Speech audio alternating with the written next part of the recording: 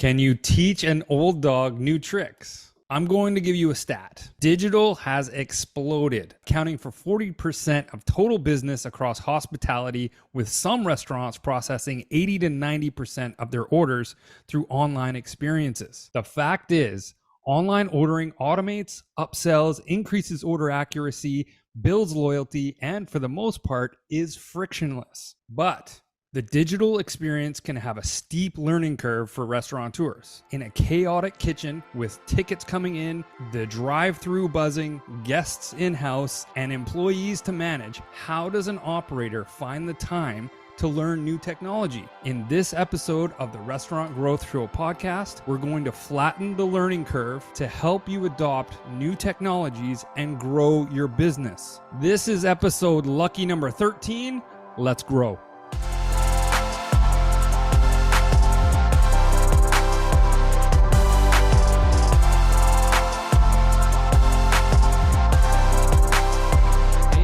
Gordon, and this is the Restaurant Growth Show podcast, where we talk about how restaurants can use technology to grow their business. We've got a lot to talk about in this episode, but first, let's introduce our guest. Jose Albis is a co-founder and chief growth officer at Modern with more than 25 years of online marketing experience. Jose has successfully founded and operated companies in software and hospitality. Lastly, who am I? My name is Gordon. I'm your host. I run a digital marketing program called 90 Days to Success, where I teach restaurateurs how to sell their food online. Jose, how are you doing today? Great. A little festive, a little, looking forward to some rest and family time. How about you? Let me ask you this. Let me ask you the hard-hitting brass tacks question. Have you finished your Christmas shopping? Of course not. I have a tradition. Each year.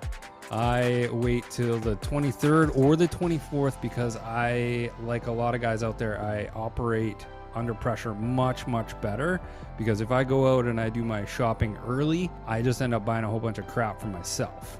So in order to save money, I like it when the pressure's on. So I'll go down on the 23rd or the 24th. A lot of the time it's the 24th, and I'll just bang out my Christmas shopping and get everybody done. Right? Yeah. You get a stocking stuffer, you get a nice main present. That's kind of been my tradition, my own Christmas tradition for a very long time. So let's jump into this. We were lucky enough to have Jay Ashton from the SVK network on the show last week. He dropped quite a few knowledge bombs on us. We had to take some time to digest and react to his point of view. So I'm going to play a clip here, and then we're going to talk about what we think he meant and just sort of the sentiment. I have a new philosophy with restaurateurs, and it's come from our shows over the last few years, is that restaurateurs can handle two things, and that's it. When you give them something to do, you throw a third in there, they forget the two, and then you're just back to none because they'll forget the third at the same time. So if we can just help restaurants with two things first, you can add a million of them, but that's all they can handle with what their worlds are like nowadays, is two things. So obviously, coming from an online ordering platform, there's a lot to learn and there's a lot of knowledge to share. Does Jay's point about only sharing two things, does that sort of bottleneck the teachings that, say, a company like Modern can share with an organization? I don't think it's about bottlenecking. It's about, and I think there's a part where he shares something else, that it's about having them prioritize what is it that matters most, right? I think that there is a huge amount of knowledge that, as you know, in the 90 Days to Success, we impart when we're coaching them, that it can be overwhelming very easily, right? We've designed it to be very short meetings for that same reason, but we know that sometimes the tasks don't get done, and I think that it may be something to continue looking into, the two tasks only, as a way to maybe achieving a better rate of fulfillment of those commitments that we get them. So I don't think it's a bottleneck. It's more of it's human nature. It's the attention. It's and to make it easy for them. I think I when he said that, I was like, oh my God, that explains so much. Of how many times there's a task to be done, or two or three, and there's a threshold for attention and to commit to something, two is quite manageable. If you think about it, you're very busy, and you want me to give you access to one thing, and then you want me to do a post about something, and then I need to also do the menu update or whatever. It can get really, really complicated. Edit, order level modifiers, make sure that your menu items all have descriptions. What are you doing with social media? What are you doing with Google Ads? What are you doing with print marketing and the QR codes? There's so many things that I know that I jump into when I'm showing restaurateurs how to market their food online, that when Jay said that, I was like, you know what? I feel like I'm probably overwhelming, our client, a little, at least a little bit. And maybe they're being polite and saying, yo, they're not saying, hey, hold up, like this is too much. And because a lot of the time I found that they're not necessarily checking off all of those items in the checklist, because I give them, 5, 6, 7. And when Jay said that again, I think that that's already got my wheels turning in terms of, let's pare down what it is that we recommend that they do, or maybe the order in which they do it, so that they can knock a couple of things off and feel like they're making progress, instead of, Right. just a drop in the bucket. Well, you did one thing, but now we've got 50 other tasks for you to do if you want to be successful, right? That's sort of what I took away from Jay's comment. Yeah, same. I think that also he talks about something else. I can't remember. I think it's there or something like that, where he showed us like a menu of content, and had all the Stir, possibilities. yeah, don't get ahead of yourself, Jose. We're gonna get to the stir Okay. success through innovative resources, but yes, yeah, go ahead. And I think that that maybe a possibility is, like, if you have the checklist, maybe before confirming what they're going to do, you can share with them and be like, what could you take on for this week until we meet the next time, and then just leave them with those two things, right? So what I want to do is I want to put that out to the restaurateurs out there. Right. What do you think you could handle? What do you think that you could you take on many tasks at once? Is I guess it comes down to the individual too, because some are very technologically inclined and they love this stuff and they dig right in, and and they're like, bring it on, bring it on, bring it on. And then there are some where it's like, okay, I don't have my login info. And we spend 45 minutes, trying to find their WordPress login credentials. And that's just it. There's a wide range of comfort levels when it comes to adopting new technology and learning these new things. Okay. So I'm going to play the second clip here. One sec. We created a program at Cisco, 14 years ago, and it was called STIR, which stood for Success Through Innovative Resources. But each one's a course that we would teach a restaurant, and they got to select the bazillions of courses we had. But we created a program where people could come in and pick what they wanted to. And this was a shift in allowing the customer at the time to actually drive the direction of the help that they needed. And I think this happens a lot, where you get companies thinking that they have a better idea where they need to tell the customer to go. But in a customer centric model, or in a customer driven model, you need to give them the steering wheel, right? So that's what we did. So this one hit home for me because, again, from a coaching standpoint, from sitting down with, whether it's online or in person, sitting down and going, this is what you need to do, this is how you need to do it, and this is what the results should look like. And what Jay is saying is like, let's just pump the brakes a little bit and let the merchant steer the conversation. And again, I guess it comes back to comfort level, right?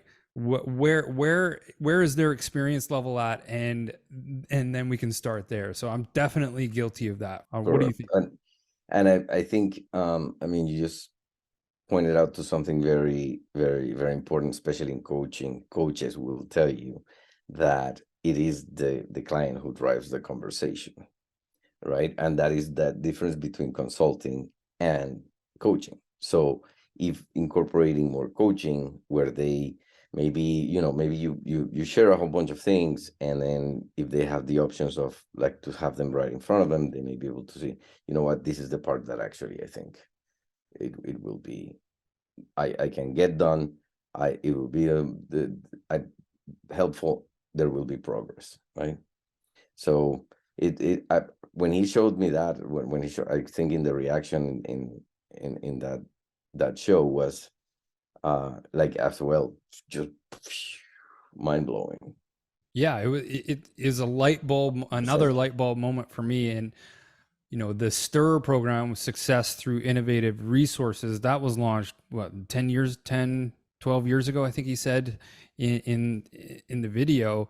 And Yeah. I definitely think that it's a place that I want to get to, where we have a program and they can pick and choose, and I do that to a certain extent. I'm like, what, I will ask, what would you like to focus on today after we've gone through the high level audit that I'll do? Where would you like to focus on today? Where do you think, the lowest hanging fruit is in particular? And I don't know, the feedback that I sort of get is I still need to lead that, because they're like, well, I don't know, you're the expert. And I'm like, okay, well, let's go into email. Let's go into social. I think that there's definitely a development of new tools and things that can support them. I think that, I mean, if we always consider that, like my favorite piece that he said was the customer centric, right?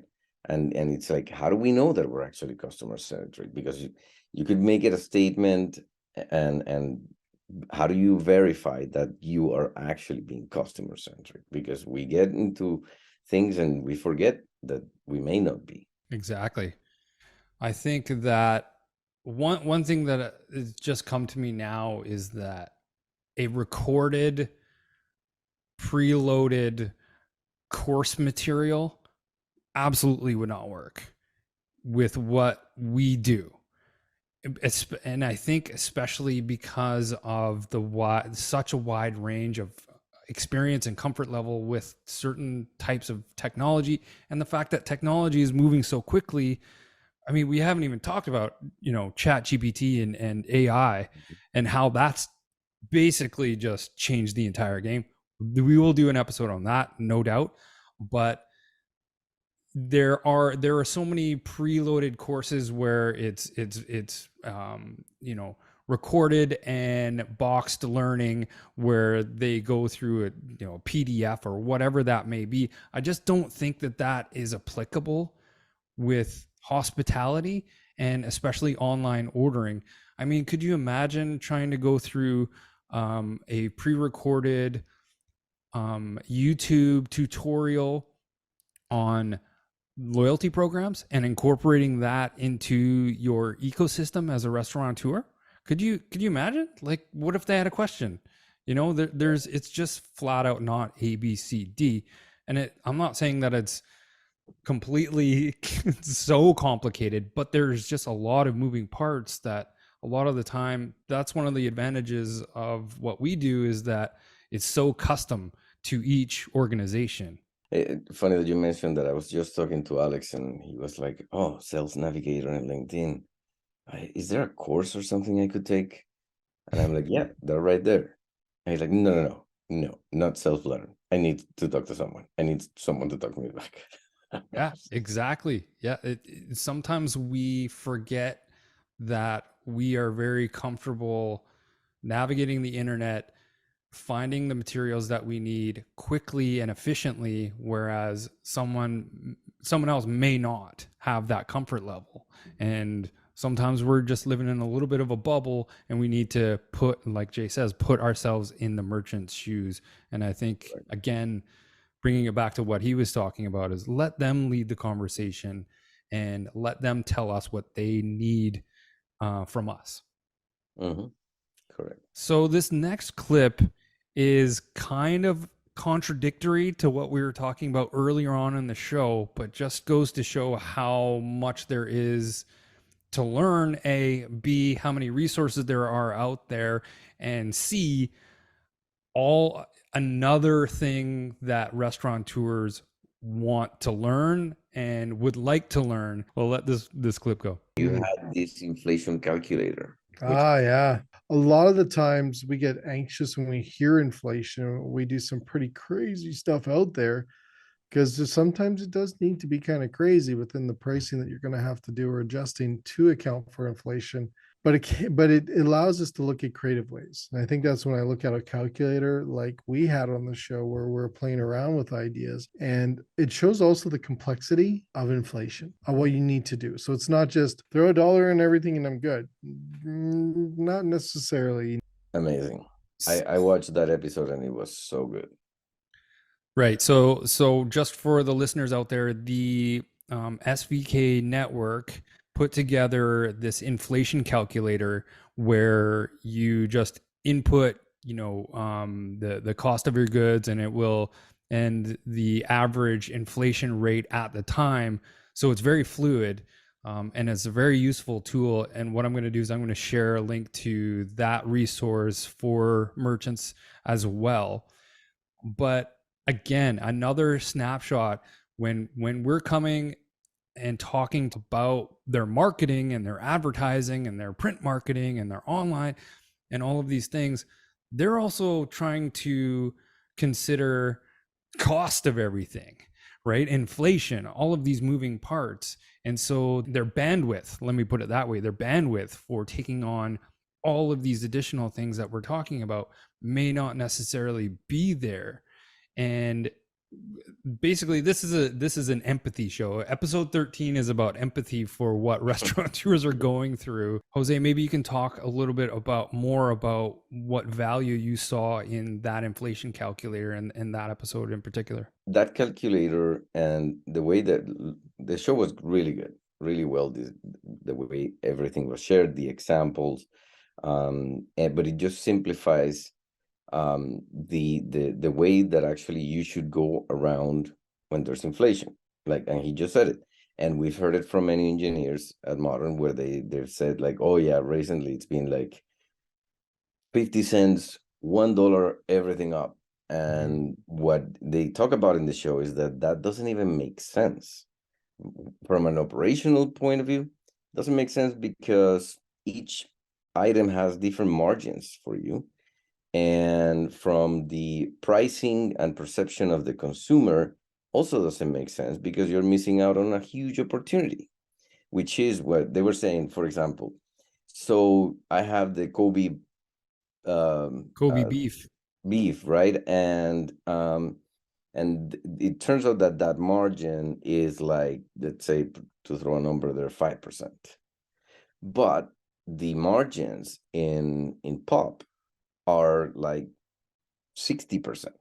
So what they were saying is like, if you increase the price of the pop, and the numbers that you're selling throughout the volume, right? Yeah, volumes of each of these items. So instead of putting that extra dollar to the Kobe that it's already expensive and people are going to be like just sensitive to it, you actually do it on the pop. People see it like it was nothing, and in that same order you're making the extra $1.50 instead of the 50 cents or the buck in the beef, much more easy for the consumer as well.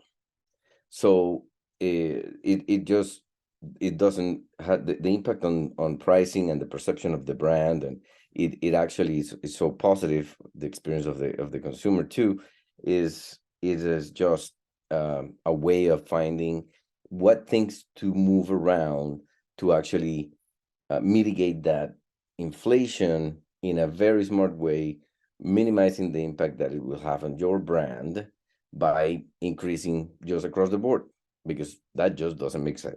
Yeah, And it's a blanket approach. Yeah, and I think it's directly related to the episode we did on dynamic pricing. correct. Almost daily, adjusting your pricing across platforms, in store, through digital menus, through your app, and staying on top of those fluctuations in inflation and cost of goods can ultimately be a real competitive advantage over the guy down the road. Exactly, where it's like, oh, you know what, these guys increased but these guys didn't, because you don't go and say, oh my god, they increased the pop, I'm not going there, right? It's like you're going for the What do you beef. mean? What do you mean a can of Coke is 10 cents more? I get that's E- that's it. It broke the bank, right? exactly, But exactly. $10, But on top of a combo dinner could drive away foot traffic. exactly. So this next clip we're going to play from Jay was his opinion on the difference between QSR and fine dining and what advantages were involved. I'll let Jay take it away. In your opinion, what tactics have worked best for quick service as opposed to fine dining?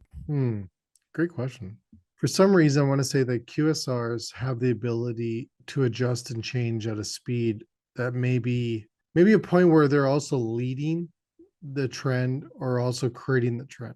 You think about it, right? So they may come up with something bizarre in a way, or an item or an app, you name it, right? That they have the ability, I think I think they can scale it faster, apply the strategy, idea, menu item in a faster way than possibly a sit down operation. So Jose, in your opinion, what does he mean by that? Right away, it takes me to the beginning of Google Ads and the um basically this is outdating my marketing The experience. early days of Google Yeah, the of early days AdWords? of Yeah. Google Ads, of Google AdWords, when AdWords and all of that was coming out, and the part of the excitement, and it's how it was modeled around, was direct response marketing, which was, you had a series of magazines that you would publish your ad, and you would add a promo code that they would have to ring in when they called in, as an extension number, or mention the promo code, right? So someone on the phone would be like, hey, yeah, this is us, and what's your promo code? Oh, okay. And then you would be recording how many calls from that magazine because of the promo code, and then you would be tabulating all this information in time. And of course, there is a print run, there is copy designs that had to be confirmed and redone, and anyway, just to have one ad and to run it, and the timing of the run, the print, like all this craziness disappeared, and you can do it within minutes. Like literally, if you put enough money, you drive enough traffic that you're gonna get the data, and you don't have to wait 6 months to see how it performed. Mm-hmm. So within 24 hours, you could get the results that you want, right? So it's so in the same way. First of all, I mean, and this is gonna sound cheesy, but power is knowledge. Now, the knowledge is power. Knowledge is So power. knowledge is power. And the idea is that, if you see, when we're talking about the inflation piece and stuff, it's also data, it's understanding, it's knowledge, is massaging the numbers in a way that it's smart and that it maximizes the experience for clients. And then, talking about experiences, a dining sit down, it's also the full experience of even the waiters, the space, it The is a slow. ambiance, the culture, the So, service. so in comparison to QSR, you're basically running more people, which basically means that you get data faster understanding, and it's more about the quantity, right? So what happens is that it's very similar, is that because you get that flow much faster, you're able to tweak things and adapt and test and see the results. And so as long as, and this is the advantage, the big advantage of online, pardon me, and QR codes and some of the technology that allows for capturing this data, is that you're able to see really quick some results of an experiment and pivot.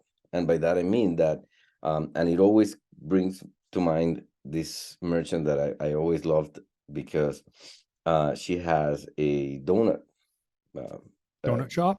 a donut shop.